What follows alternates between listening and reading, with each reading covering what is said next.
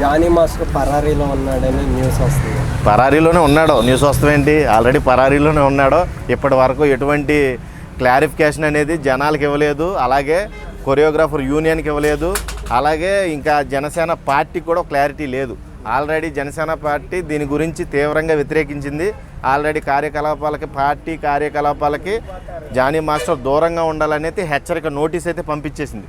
ఇంకా నయ్యో నోటీస్ వరకే పంపించి వదిలేశాడు. పవన్ కళ్యాణ్కి కోపం వస్తే కాల్చే మైండ్ సెట్ అయింది. ఆయన ఆడపిల్లల పట్ల ఉన్న గౌరవం కానీ ఆయనకున్న మర్యాద కానీ ఎవరికి ఉండదు.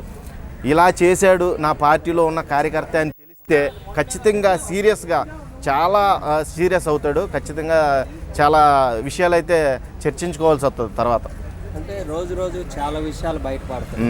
వెనక డాన్సర్స్ని బట్టే సెట్ వేస్తాడని, ఓకే డాన్సర్స్ కూడా రకరకాల ప్లేస్ల నుండి తెస్తారు. ఏపీ తెలంగాణ వాళ్ళు చాలా మంది చెప్పింది విన్నట్లయితే ఇప్పుడు ఈ జానీ మాస్టర్ పర్టికులర్గా కొరియోగ్రాఫర్గా ఈ లేడీ అసిస్టెంట్ని ఎక్కువగా తీసుకుంటాడంట. తీసుకొని వాళ్ళ మీద కొద్దిగా అబ్యూజ్ పేమెంట్ల విషయంలో కూడా అందరినీ రెచ్చగొట్టి చేసేసి కాస్ట్ పెంచాడు, గొడవలు కూడా పెంచారని ఒకటి వస్తుంది. లేదు, ఫస్ట్ ఆఫ్ ఆల్ ఒకటి చెప్తున్నా, ఈయన ఆర్థికంగానూ ఇప్పుడు కొరియోగ్రాఫర్ యూనియన్ కింద ఎదిగాడు, ప్రెసిడెంట్ కింద. ఈయన మీద బురద చల్లే చేష్టలు కూడా జరుగుతాయి, నేను కాదన్ను. కాకపోతే ఇది మొన్నటి నుంచి కూడా లైవ్లో రన్ అవుతూనే ఉంది న్యూస్. ఇంతవరకు కూడా దానికి ఒక దొరకకుండా దాగుడు మూతలు ఆడుతున్నాడు అనమాట. ఈ దాగుడు మూతలు వెనకాల ఉన్నది ఏంటి? ఖచ్చితంగా ఏదో తప్పు జరిగింది. ఆ తప్పును సరిచేయడానికి వెనకున్న పెద్దలను కానీ ప్రతిపక్షాలను కానీ ఎవరినైనా కానీ వాళ్ళకుండే సర్కిల్ని ఏర్పరచుకొని దీని నుంచి ఎలాగైనా సేవ్ అవ్వాలి అనే ఒక ఉద్దేశం అయితే క్లియర్గా అర్థమవుతుంది. ఇప్పటి వరకు ఎటువంటి నోటీస్ అయితే అందలేదు. సరైన సమాచారం ఎవరికి కూడా క్షుణ్ణంగా అర్థం కాలేదు.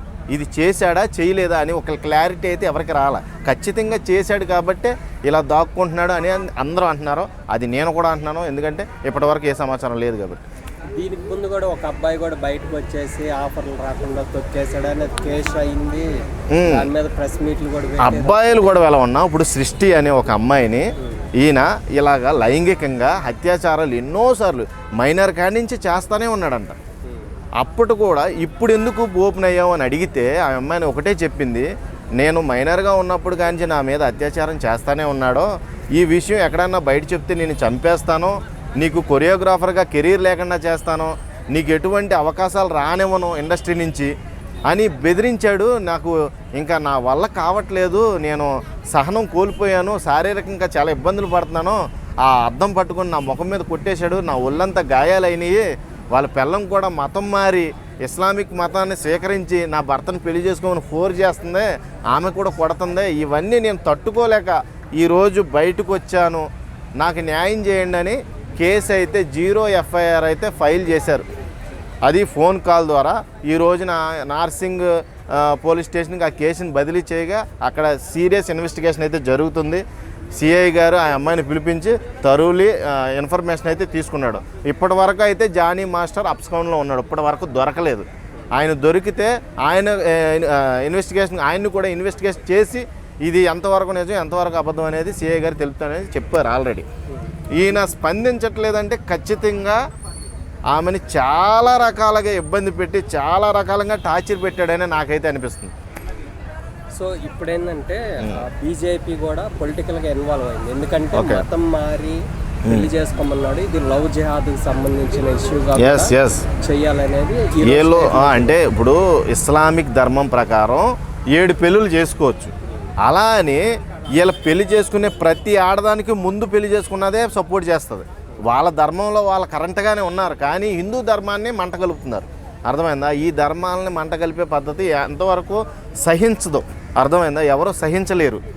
ఈ హిందూ ధర్మంని ఇస్లామిక్ ధర్మంలోకి ఆమె ఇష్టపూర్వకంగా మారాలి.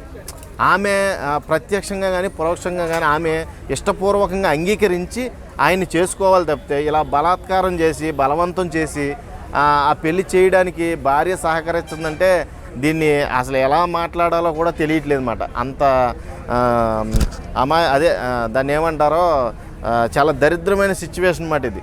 ఈ దరిద్రమైన సిచ్యువేషన్ ఫేస్ చేస్తుంది ఆ అమ్మాయి. ఈ రోజున బయటపడి నాకు న్యాయం చేయండి అంటే ఖచ్చితంగా న్యాయం జరగాలని నేనైతే కోరుకుంటున్నాను మనస్ఫూర్తిగా.